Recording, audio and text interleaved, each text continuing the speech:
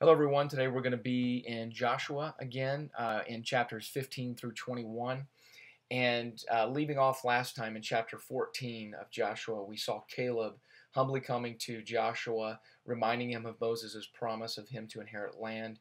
And Caleb is going to be the first of the children of Israel to inherit land on the west side of the Jordan.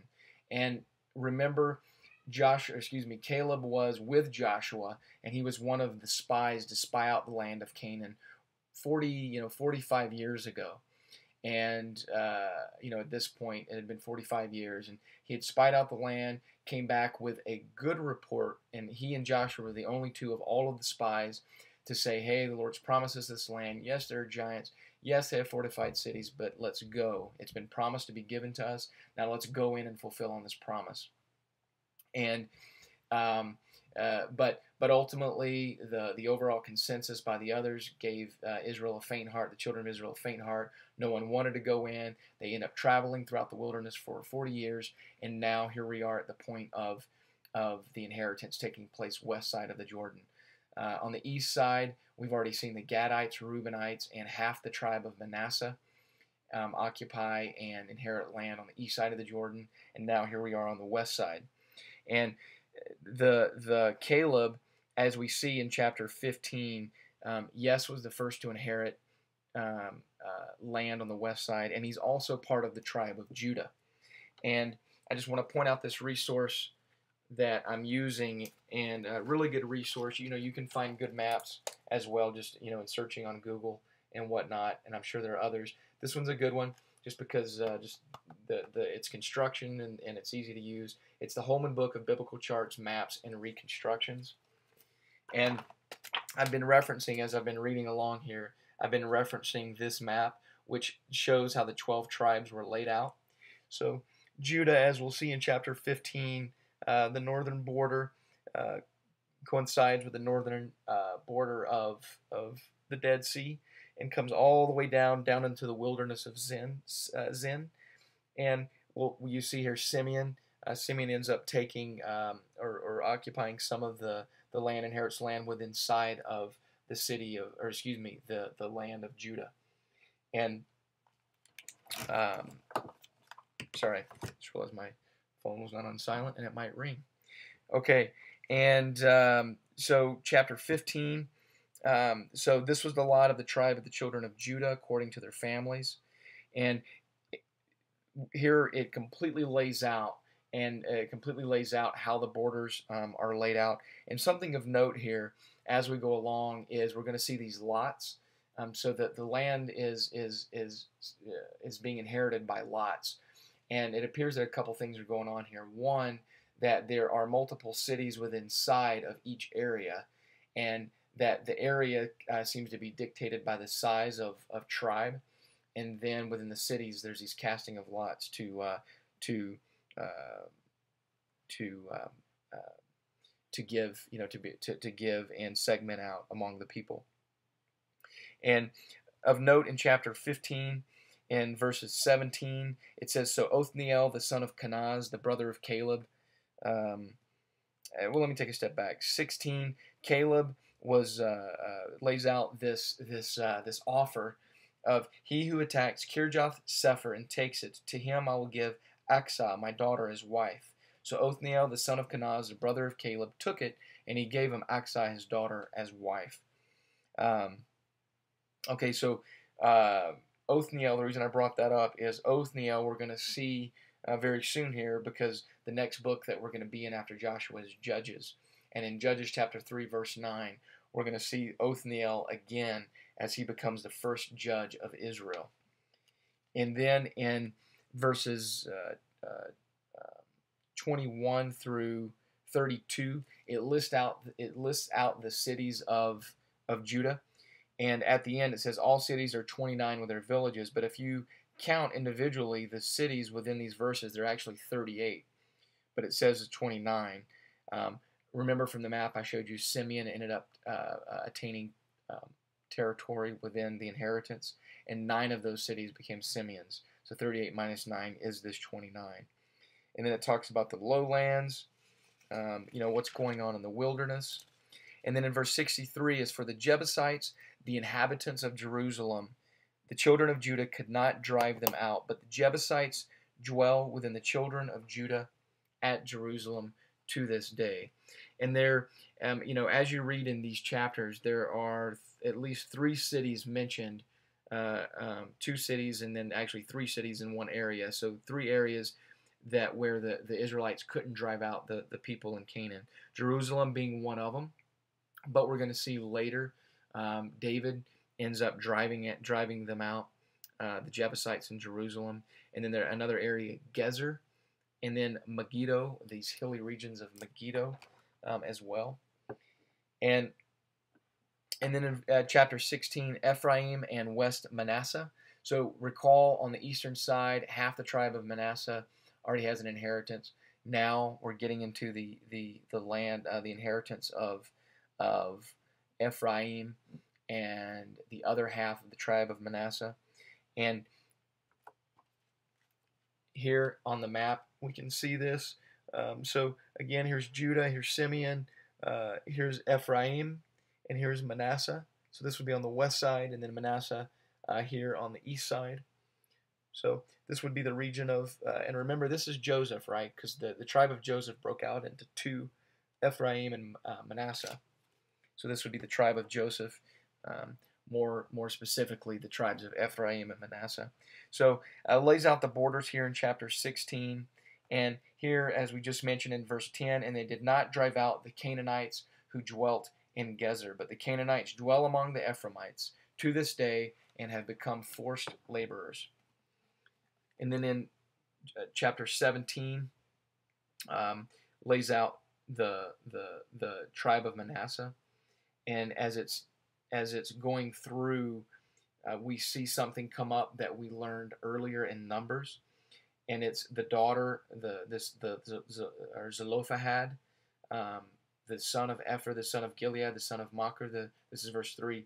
The son of Manasseh had no sons, but only daughters. So the daughters of Zelophehad, and these are the names of his daughters. And it goes through with these names, and we bumped into this back in Numbers chapter 27, verses 1 through 7. And I'm going to read verse 3 through 7, where it says, these are the daughters here of Zelophehad, and they've come to Moses, and they're standing before him, and they're saying, "Our father died in the wilderness, but he was not in the company of those who gathered together against the Lord, in company with Korah, but he died in his own sin, and he had no sons. Why should the name of our father be removed from among his family because he had no son? Give us a possession among our father's brothers." So Moses brought their case before the Lord, and the Lord spoke to Moses, saying, "The daughters of Zelophehad speak what is right. You shall surely give them a possession of inheritance among their father's brothers, and cause the inheritance of their father to pass to them." And just like we keep saying over and over and over, the word of God is being fulfilled. And that's exactly what happens here. So they get their inheritance, and the territory is laid out. And the third area, again in verse 12, where they could not drive out, we see again not being able to drive out Canaanites. Yet the children of Manasseh could not drive out the inhabitants of those cities, but the Canaanites were determined to dwell in that land.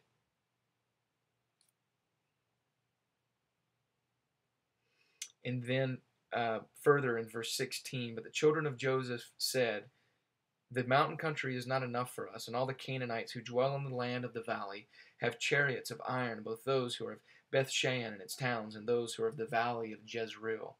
This reminds me and kind of harkens back to what we saw in when they originally spied out the land, just this fear, right? But yet Joshua says to them, he speaks to the house of Joseph, to Ephraim and Manasseh, saying, "You are a great people and have great power. You shall not have only one lot, but the mountain country shall be yours as well." So here really what's happening is they've already got their lot, right? They've already got their territory. And really what he's saying here to them is, hey, you're strong, and also this mountain country will be yours. So the land's already set out, but with the land being set out, now it's, hey, take what you've got, right? You've already got the territory, but there's things to clean up with inside of what you have. And I just saw a lesson for myself in this, and maybe one for you as well. Is sometimes we want more and more and more, yet what are we doing with what we've got? What is there to occupy? What is there to operate within in our current state, in our current place, in our walk with God? And then in chapter 18, we see this further division of land. And now they're gathering at Shiloh. This is important because this is, if we remember from our earlier studies, that God kept talking to Moses and talking about, the appointed place, the appointed place, the appointed place where the tabernacle would be set up. And here it is happening in Shiloh in chapter 18. Now the whole congregation of the children of Israel assembled together at Shiloh and set up the tabernacle of meeting there. So the tabernacle set up, so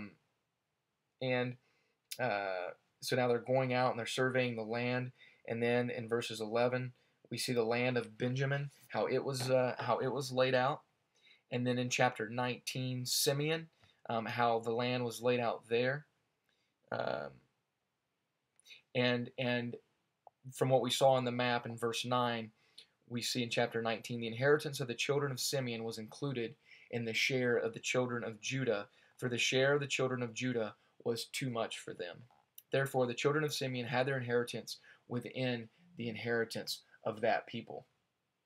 And then the land of Zebulun, the land of Issachar, the land of Asher, the land of Naphtali, the land of Dan, and then Joshua's inheritance we see in chapter 19, verse 49, where it says, Israel gave an inheritance among them to Joshua the son of Nun. According to the word of the Lord, they gave him the city which he asked for, Timnath-Serah, in the mountains of Ephraim. And there Joshua built the city and dwelt in it. And again, on the map points out all the territories. So Judah, Simeon, Dan, Benjamin, Ephraim, Manasseh, Asher, Naphtali, Zebulun, Issachar. Did say Dan? And then on the east side of the Jordan, Manasseh, Gad, and Reuben. So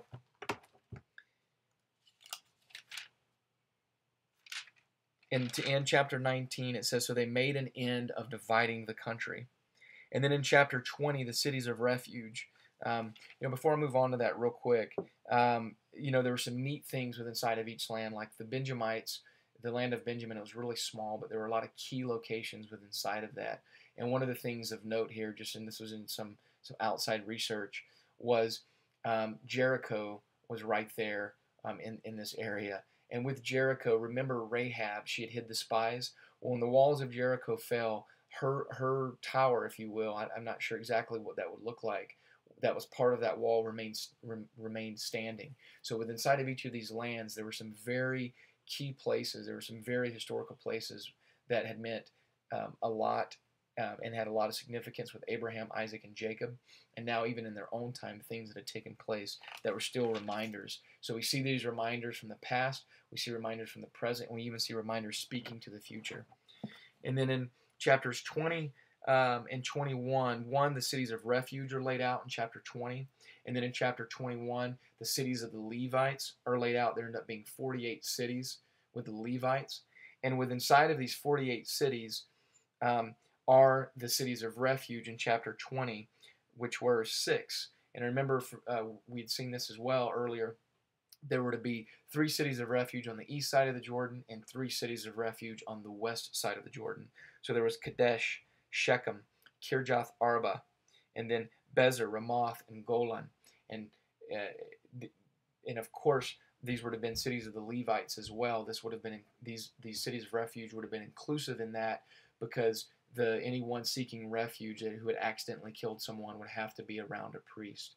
So we're going to look at the significance of this next time together, because there's some really cool things here that point to Christ in the New Testament.